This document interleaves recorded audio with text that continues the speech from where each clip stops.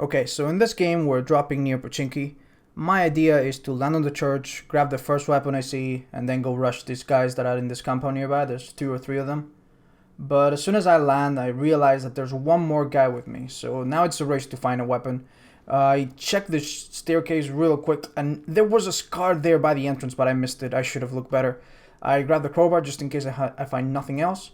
And then I find this shotgun, which normally would be pretty nice, but my opponent has found this car. And now he's in a pretty good range to use it. However, he doesn't seem to have much ammo. Maybe he doesn't want to go full auto. So he's very careful with his shooting, which allows me to get close and make the most out of my weapon. That was a mistake from him. And now, well, we got everything in the church. We're taking Scar, and we're pretty badly hurt. In fact, I think there were no meds inside here. So I just checked one last time, pick some attachments. And normally I would never go out with like this little health or this little ammo, but this is the fun of hunting. There they are. You see them? They're completely distracted by the other people that are still in the compound, I would assume. So it's pretty safe to approach. So I've been a little busy and I don't really know if there's like 2 or 3 people here, but I hear some gunshots coming from this house, and I saw a kill in the kill feed, so I was pretty sure there was just one guy alone here.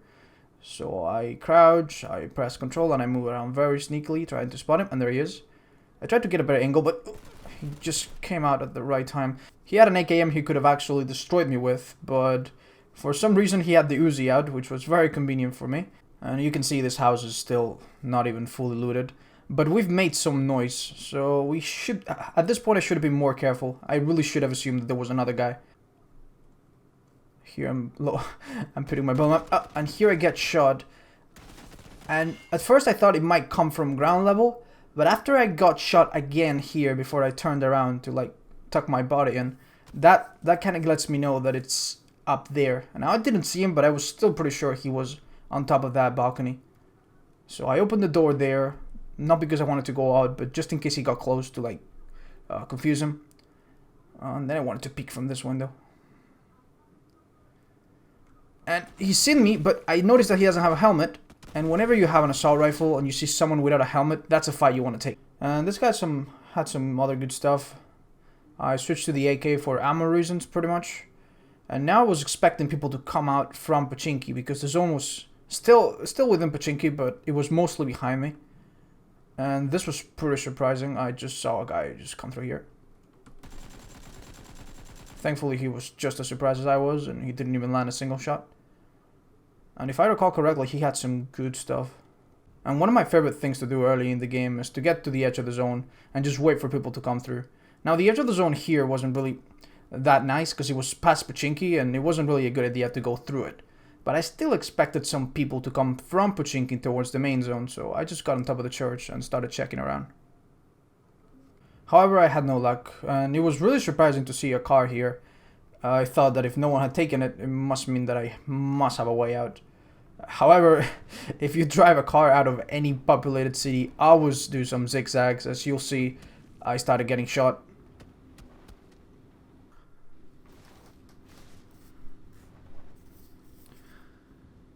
And notice that I'm constantly checking the map. That's one of the things that I like to do. Picking a spot to stay for a long time based on the first circle is usually not a good idea, because the first circle is so massive and there's so much variation. But I really like to pick a spot based on the second circle, and then maybe go to the center of it and find a spot that has some kind of good advantage over the land. Now here's where the map knowledge comes into play. This will come with experience. And here I was trying to dodge the fucking ditch, but it didn't work at all. So I lost my car, but it didn't really matter because I was pretty close to the spot I wanted to be. And finally I get to the spot where I wanted to be, which is this tower. It has a mean look over this entire field, which right now is at the center of the zone pretty much. But while I was checking, I got shot from the back. Now this was very unfortunate, but it can happen. Especially if you shoot like I did before. I started shooting at a target, so whoever was close knew I was here. Predictable grenade, and he's gonna see me through that window right now. Now I expect him to think that I'm just gonna camp it out, so I think the most proactive thing I could do was crouch jump out of this window and take him out where he wouldn't expect me. Now if this guy had rushed me properly, I would have had a much harder time. And he brought me 8 times and a carronade, which was really nice. And as you can see, this turned out to be quite a good spot. I could wait here for a pretty long time, and I still had a great view of most of the map. I was hoping to pick some people off. Now, one of the things I like to do if I have a sniper with a pretty good scope is I preemptively check the map and look for zeroing in distances. Here I knew exactly what distance that was at, and it was a shame that I didn't get this kill, but you'll see what happens.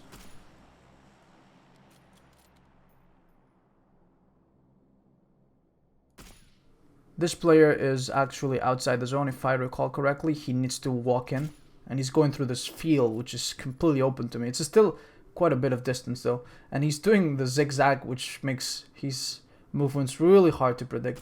Here I tried, but I missed by a little. However, he was getting closer to me, and here I had a really easy shot. And perhaps the best thing I could have done was wait for the perfect headshot. But I didn't. I landed a body shot, and here, right here, I should have waited a bit longer to land that shot, because after that second shot, he probably repositioned. And I could never get a shot on this guy again. But it didn't really matter, because now I had a car coming straight for me.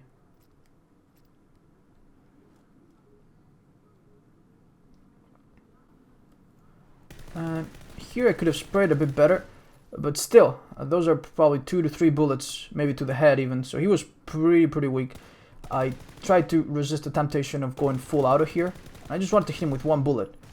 And honestly, that was some terrible spraying, but I knew that he was really hurt, because otherwise he wouldn't run away.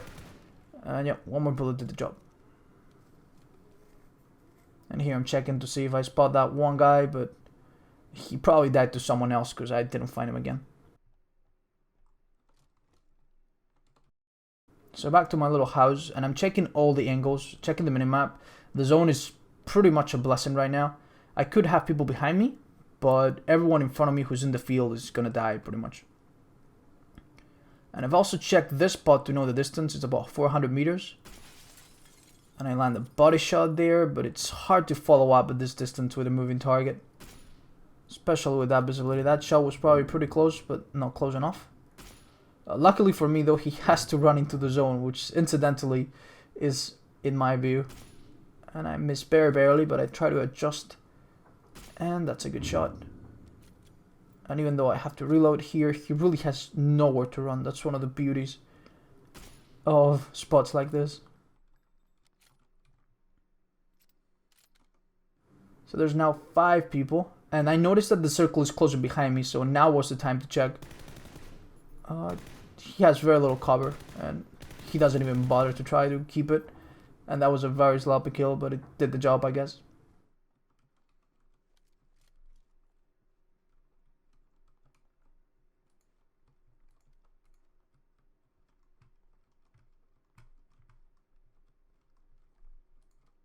So I just knew that coming out of here was going to be very dangerous. And there's one more guy, and this was such a shame. I had some really close shots, but I think I missed them all.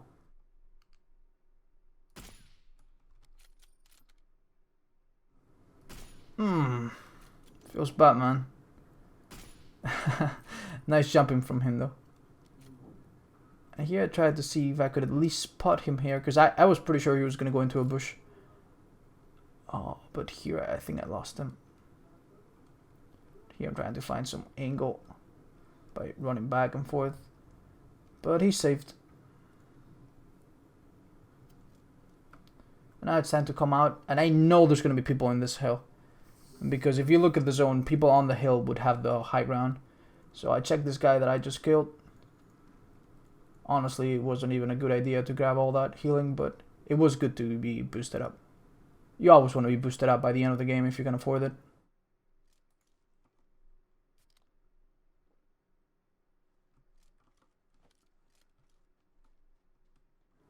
And now the tables have turned. Anyone in the field would have a really good shot at me when I come into the white circle.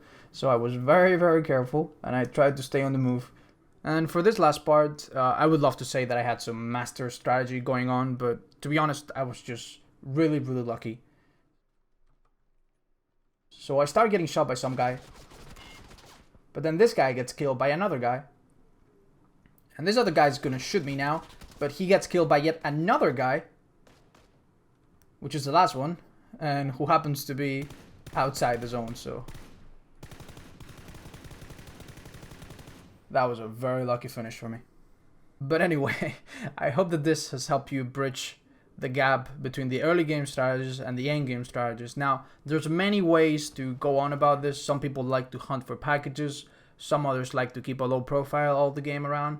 I have many other strategies that I might discuss in further videos, but this is just one of them. So thank you again for watching, and if you haven't watched the strategy video, go check it out. It's going to be in an end card at the end of this video.